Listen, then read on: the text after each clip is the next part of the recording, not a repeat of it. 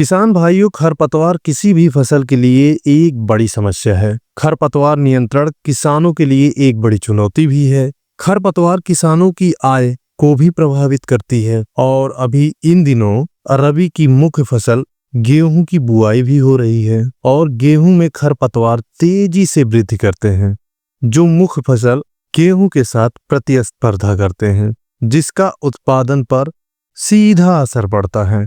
लेकिन अगर किसान गेहूं की बुआई के वक्त ही कुछ जरूरी उपाय कर ले तो खरपतवारों को उगने से रोका जा सकता है।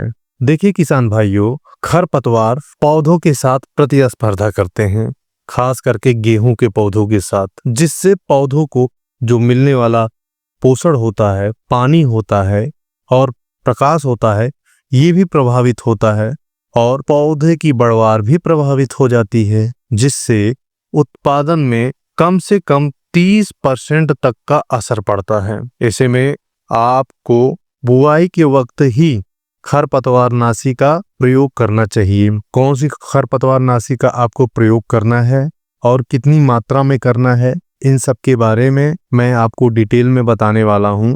उससे पहले अगर चैनल पे नए हैं तो चैनल को सब्सक्राइब और बेल आइकन को प्रेस जरूर कर लीजिए। किसान भाइयों, क्या होता है कि गेहूं की बुआई जैसे अभी चल रही है और इस समय गेहूं की बुआई के वक्त अगर आप खरपतवारनाशी का प्रयोग नहीं कर रहे हैं तो आने वाले समय में गेहूं के साथ साथ खरपतवार भी उगेंगे, जो कि गेहूं की बुआई पर, गेहूं की पैदावार पर सीधा असर डालेगा। इसका मतलब ये हुआ कि गेहूं का उत्पादन भी कम होगा, उस पर भी सीधा असर जाएगा। तो आप यही काम कीजिए कि गेहूं के बुआई के ही समय आप खरपतवारनाशी का प्रयोग कीजिए। कितनी मात्रा में आपको डालना है, इन सब के बारे में हम जानने वाले हैं वीडियो में आगे। सबसे पहले हम बात कर लेते हैं कौन सी खरपतवारनाशी का आप प्रयोग करें। तो किसान भाइयों, आपको पायरोक्सासल्फोन 85% WG करके आता है खरपतवारनाशी, आप इसका यूज कीजिए। ये एक प्रकार का हर्बिसाइड है जो कि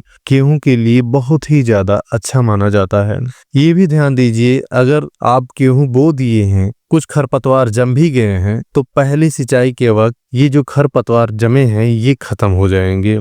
अब इस दवा को कब और कैसे डालना है, ये आपको विशेष रूप से ध्यान में रखना होगा। किसान भाइयों, ये जो खरपतवारनाशी पायरोक्सासल्फोन है, इसका इस्तेमाल आप तभी करें जब आप गेहूं बो दिए हैं। गेहूं बो दिए हैं तो 72 घंटों के बाद ही आप इस दवा का प्रयोग करें, यानी कि 3 दिन के बाद आप इस दवा का प्रयोग करें। इस दवा की डोज कितनी होनी चाहिए? आपको इसको 60 ग्राम लेकर 250 लीटर पानी में घोल बनाना है।